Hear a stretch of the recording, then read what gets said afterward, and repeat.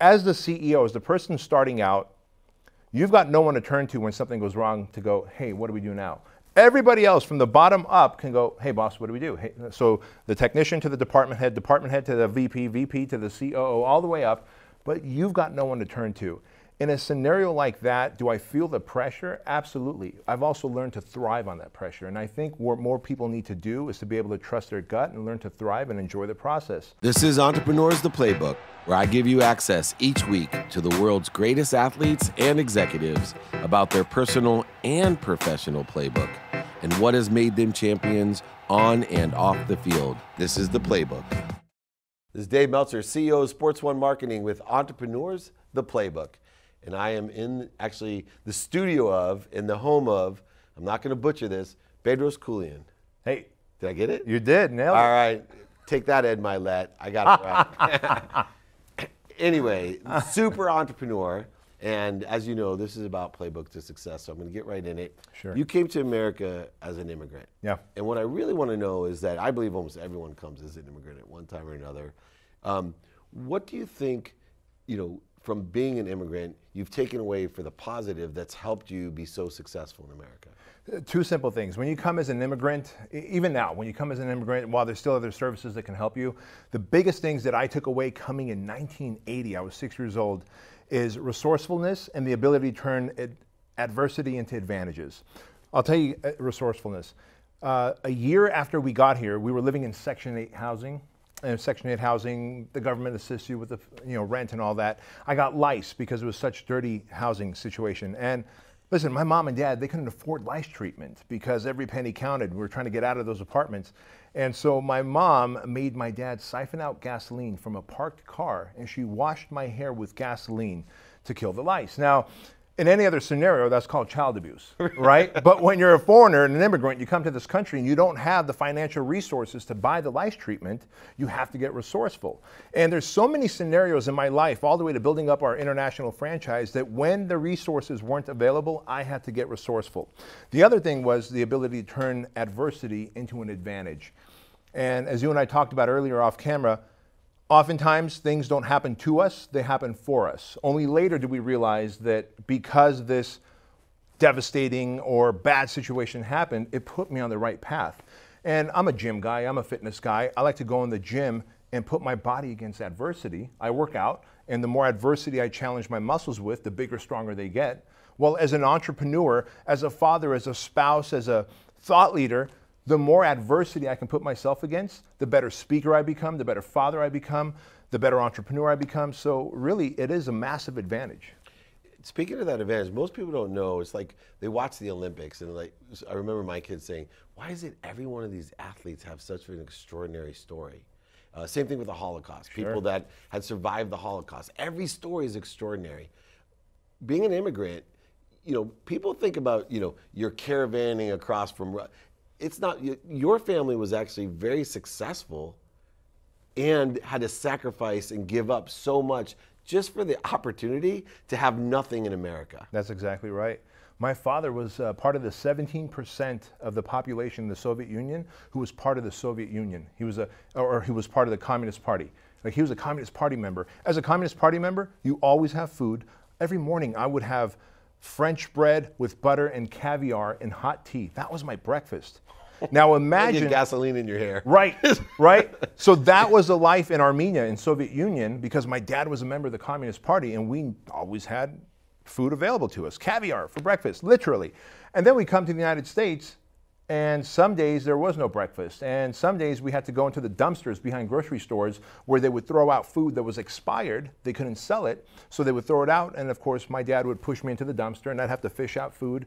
And there were days that we didn't have food when we first came here. So imagine what a paradigm shift that was for me, and what an awakening it was that, wait, we came to this country of freedom, hope, and opportunity, yet I'm hungry, I get bullied, I don't speak the language, I don't understand the culture, and I've got lice and mom's washing my hair with gasoline. But those are all of the advantages now that I use to grow my empire and to be able to coach and consult others.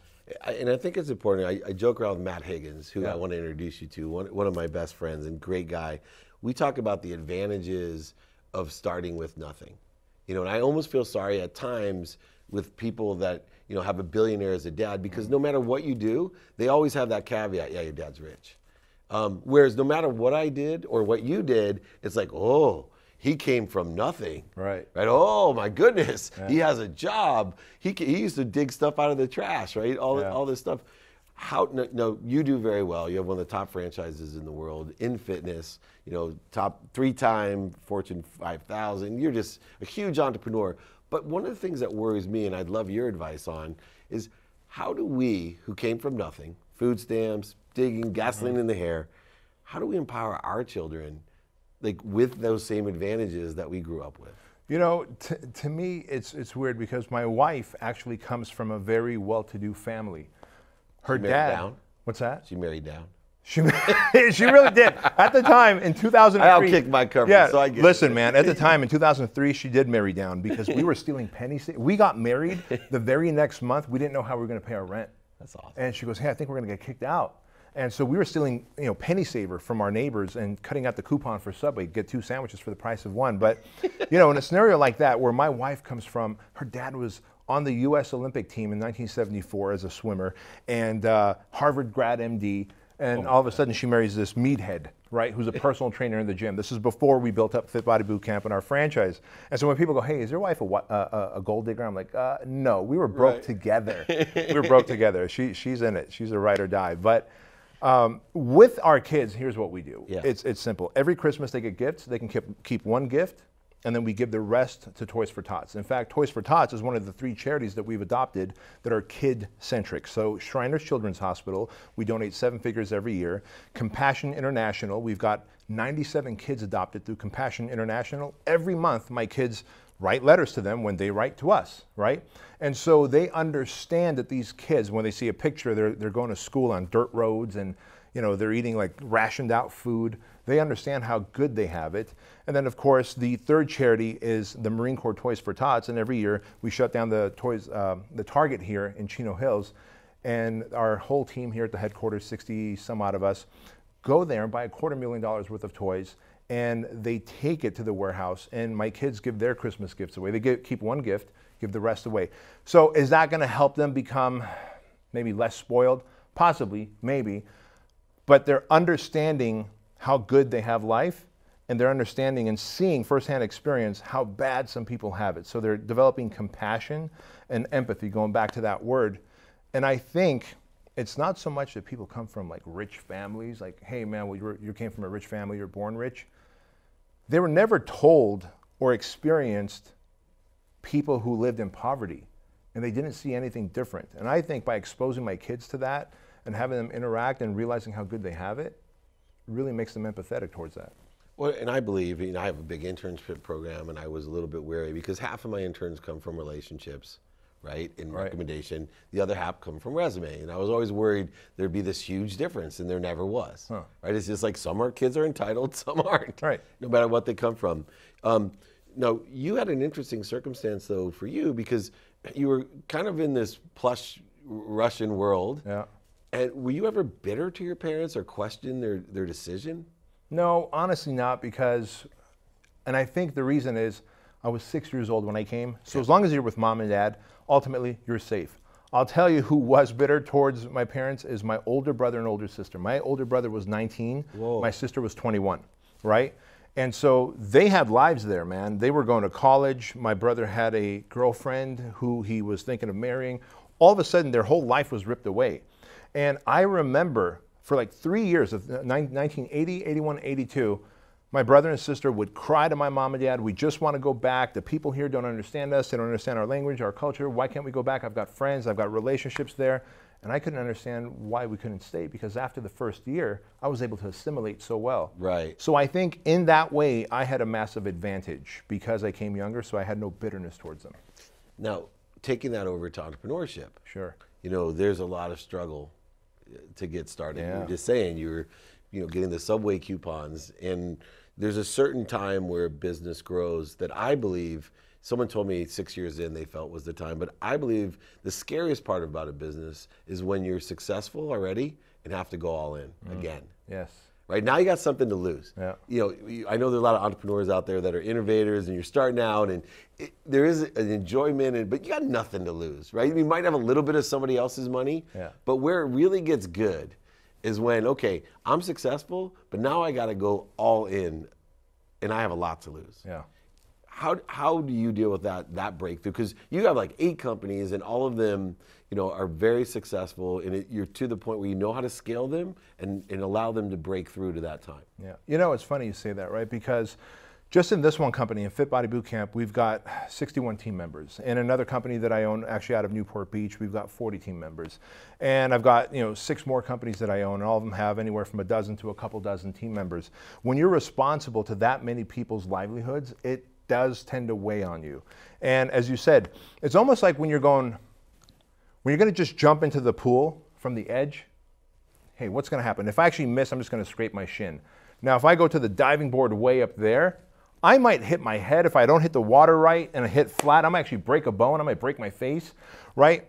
And I've heard Gary Vaynerchuk say this before, like as the CEO, as the person starting out, you've got no one to turn to when something goes wrong to go, hey, what do we do now?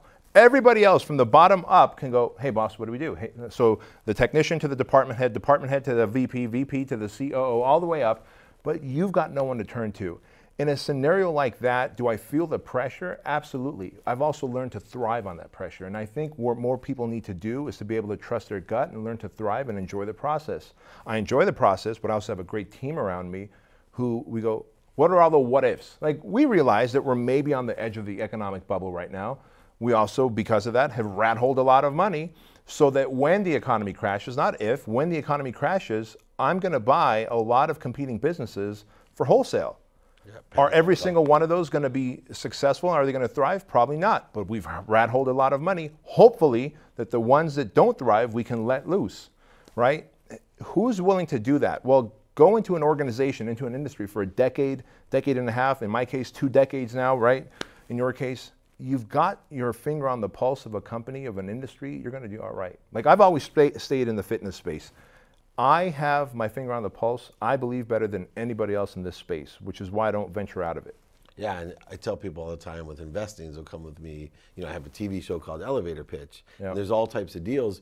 Well, the judges all have their own core competencies or situational knowledge, and I allow them to let me know, okay, because there's no way, the things that I know about, like sports, the intricacy, the subtleties of success that I know about the business of sports, far outweighs any type of knowledge I could have, for example, in fitness, which is a completely different business. Right. And so I leverage that situation knowledge. Now, you're a business coach, I'm a business coach. Do you have still your own mentors? I do. At any given time, I have like 3 to 4 mentors. So one, I'll be very frank with you, I've got a therapist that I still pay for. I work with him for 16 months straight. 16 months straight. Every Monday at 5 p.m. I'd go to him. It's Dr. Kevin Downing in Brea, California. And for 16 months straight. And I worked through all the deep-seated issues that I had as a kid, man. When you come to this country as a foreigner, and myself personally, I was sexually abused in Armenia as well. So you add the shame, rage, confusion that comes with that. And now you're bullied in this country. You don't speak English, different culture. Like I didn't have bitterness towards my parents. I had bitterness towards all the kids around me who would laugh at me and ridicule me. And so I grew up with rage, so much rage, and that I'd want to just kill people, right? Yeah. And I believe some of that I can harness, I can use for good and grow my businesses and lean forward on that.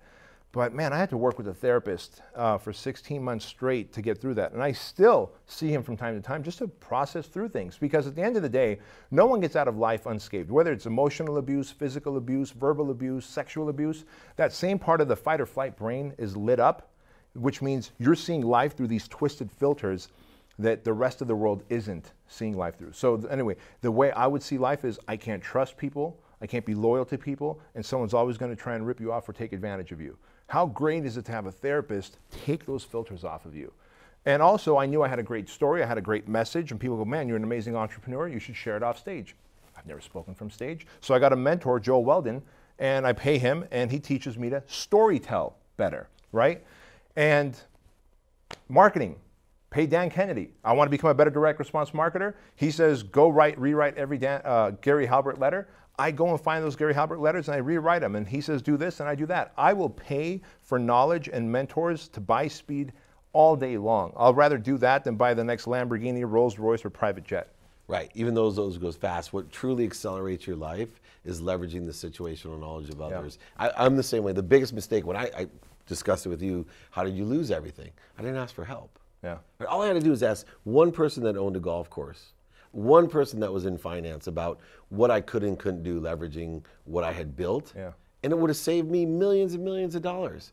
Or even had a therapist who could tell me, hey, you know, and later on in life, I had one, and you know, I was abused, a variety of different things. Sure. But my biggest thing with me was energetically, I had an energy that I was stupid, and which was weird because it caused me to surround myself with people less than me. But now, if I'm in a room and I'm the smartest one, I'm in the wrong room. Right. But before, I had these siblings that all went to the Ivy Leagues, right? Harvard, Penn, Columbia. So I had this thing, this energy that I was consistently projecting my insecurity that I wasn't good enough, smart enough. And it changed my life. And I really got into it with you because I think it's really important to know that radical humility, you know, what it takes to illuminate being abused in front of millions of people and all the things that is the key to life. What point of your life did you come, because I'm sure you weren't this all the way, came to an enlightenment that, hey, wait a second, I can illuminate to help other people my humanness, right? My humanity. Yeah. You know what, to me, so I'm 44 now, so this was only 6 years ago. At the age of 38, I thought I was having a massive heart attack and dying. And as it turns out, it was my first of many anxiety attacks. And I had always felt anxious, but I've never had a massive full-blown anxiety attack. So when I had this at the age of 38, 6 years ago, almost 7 years ago now, I really thought I was dying because my throat was closing up, my arms were tingling, tunnel vision, heart's racing. I could hear the thug lug in my ears of my blood pumping. And I go, man, this is how I die. And in that moment, I accepted death. What I had a hard time accepting was, who's gonna walk Chloe down the aisle if it's not gonna be me? Who's gonna teach Andrew, my son, how to be a modern day knight if it's not gonna be me? Who's gonna provide and protect for my wife if it's not gonna be me? In that moment, I had accepted death, but I couldn't reconcile my regrets. And I said, if I survive this, all I wanna do is pay it forward and teach others. It was on the heels of that when I went to the doctor the next day. I said, hey, I think I survived. I'm being very honest with you. I should have gone the moment all the ailments went away. But I was so busy working, I had to go right to work. And in my head, I go, I think I just dodged a bullet with the heart attack. I'll just go to the doctor tomorrow. And so I went the next day, and he says, look, all the tests came back fine. You didn't have a heart attack, but it sounds like you're stressed. And my wife rolls her eyes. She goes, right. He drinks half a bottle of NyQuil every night to go to sleep and takes Vicodin to fall asleep. And then he wakes up and takes Adderall and pre-workout just to kick that fuzzy-headedness from the NyQuil and the Vicodin. Like, he has major issues here with anxiety and stress. And so he says, look, if you don't deal with the stress, you are going to die of a heart attack. And that was the day I said, it's time to man up. I told myself those 5 words, and I started working with a therapist, and he said, the reason you're having anxiety attacks is because anxiety is anticipation of future pain. You're not having the conversations that you should be with people, and it's giving you anxiety because you're anticipating future pain. That day I went and started having one conversation after another, as uncomfortable as they are, conversations I should have had months ago, years ago, I started to have, and before you know it, the anxiety went away, clarity came, my sleeping pattern was fine, and so I didn't have to take NyQuil and Vicodin. Everything shifted. And it was no surprise that within the next 2 years, my company hits the Inc. 5000 list and the Entrepreneur 500 fastest growing franchises and top 15 franchise list. People go, man, what did you change with your marketing or your selling? Nothing. The leader changed. And when the leader changes, the entire enterprise changes. And so I said, I owe it to the world. I have to pay it forward. I don't want to see any other entrepreneur suffer in silence like I did. It's amazing because I tell people all the time, if you change the way you look at things, the things you look at change. Were there denial, right? When usually when we have anxiety, projection, all the things that and things happen when we're young. I had this. There's certain things that all of a sudden appeared that I was in denial about, and realized, whoa, did that really happen? Was there any one thing that you were in denial about until you came through this quantum shift of yours? You know, I want to say there was one thing. I would say there was many things I was in denial about, and it was that my wife just doesn't understand how hard I have to work, and this is why she's nagging me about money. My employees don't get it. My franchisees have unreasonable expectations. The denial was, I'm a good leader, I'm a good visionary, they just don't get it. When in reality, I was the problem, right? And I was justifying to myself, she's the problem, they're the problem, the franchisees are the problem, then it was the economy, and then it was the competition. I was the problem all along, and all I had to do was have those conversations that I was burying my head in the sand about. And I needed to start taking control of my health. Like, I was the fitness guy who was 40 pounds overweight again. Wow. Because I would eat my way out of stress, right? And so I was telling some guys over lunch earlier this afternoon, I said, I'd be the guy who would stand at the island in our kitchen, and I'd open the fridge, and I'd take out the bag of bagels, the whipped cream cheese, and butter. David, and butter, not just one or the other. Nice. Both. And I would, 4,000 or 5,000 calories at 9 or 10 p.m. gone, ingested, because I would eat my way into stress. Then you wake up the next morning hating yourself, right? And the cycle would continue, because you're the fitness guy who starts a franchise. You hate everybody because no one makes sense to you. And so you eat your way into stress, and then you go, now I'm a hypocrite because I'm the fitness guy, but I'm eating all this fattening, salty, sugary foods. Right, yeah. Crazy. I would say there's two questions I always ask, right? What did I do to attract this to myself, and what am I supposed to learn from it? That blame, shame, and justification, that'll get us into big trouble. Now, my podcast isn't like yours, so I wish I had another hour here. Because I'm just looking at the clock going, are you kidding me? Last question. We're going to have you back on. We got to do some more. I'd love that. But I have a last question. Sure. You're still young. You're more healthy than ever. Sure. Your businesses are thriving, and you and I share the same philosophy that this economy is going to go down, and you better be cash in hand, because you take advantage of the options that you have within the context of what you know. Mm-hmm. But what, in the long run, in your life, what legacy do you want to leave? That's a simple answer, man. The legacy I want to leave is two wonderful human beings who can do more for this planet and the people on it than I've ever been able to do in the short amount of time that I'm able to live here. Like, that's my legacy, is my two kids and the good they're going to do. And how confident are you that they're going to execute on your plan? My wife and I are fiercely obsessed with that one outcome. So God willing, we do our part right. I'm super confident it's going to work out. I think it will as well. Everything comes in the right way at the perfect time. And Indeed. I talk about, I meet some people, as you see on this show, and I just know I just have a new lifetime friend. And you and I sing the same frequency, and anything I can do to be of service. I'm just proud to have you on the Playbook. Thank you. This has been an extraordinary episode of Entrepreneurs, the Playbook.